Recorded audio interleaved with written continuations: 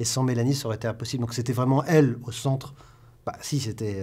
Bah t'aurais pris quelqu'un d'autre et qui l'aurait fait. Bah non, pas comme toi. Mais non.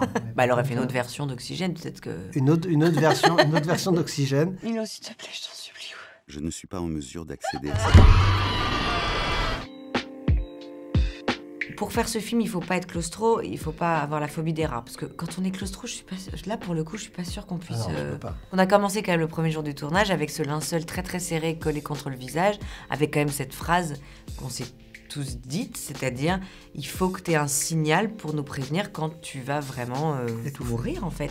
C'était quand même ma première journée de tournage, c'était ça. Je prenais la main de l'accessoiriste et je lui donnais je faisais le petit signal de là c'est la fin, là il faut couper.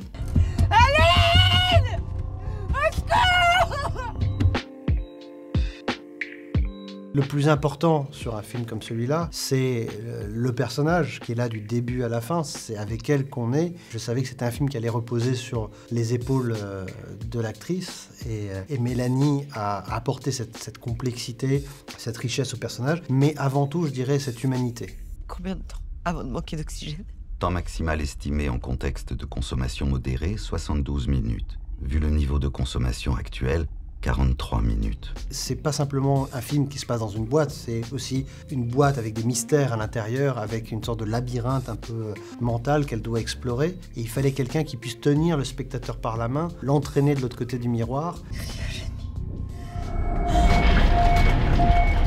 Parce que justement j'avais ce luxe d'avoir un élément narratif constant, je pouvais justement varier la mise en scène beaucoup et essayer des choses de style très différents, donc ça a été une belle opportunité. Des caméras toutes petites qui rentraient comme des serpents dans la boîte, après je voyais des trucs énormes, après ça s'approchait à 5 cm, après... 5 cm, on touche les Ah oui, il y avait un truc macro, tout d'un coup on touchait le cil, enfin ouais, c'était... Moi je me suis éclatée aussi en spectatrice de la technique et de l'équipe et du réalisateur.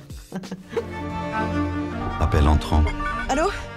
Lise, on a presque plus de temps. On s'en est pas rendu compte toujours, mais non, on a quand même vécu des trucs assez... Mais ça se ressent à l'image. Oui, mais en même temps, c'était fou. Enfin, comme il y avait beaucoup de bienveillance, moi, j'étais hyper rassurée de faire ce film avec ce metteur en scène-là. Parce que parfois, on part dans des aventures, on sait qu'on va donner beaucoup, et puis on sait pas où est-ce que ça va aller. Là, au moins, je savais par qui j'étais prise par la main, où est-ce qu'on allait m'emmener, que j'allais être super contente au final. Ce poids en moins de se dire que tout ça allait être super bien mené, en tant qu'acteur, du côté des acteurs, c'est hyper agréable. Parfait!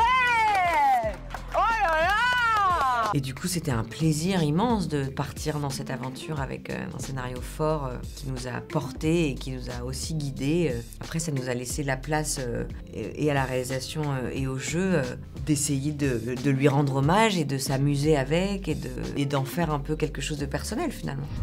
Interruption. Niveau d'oxygène approchant du seuil critique.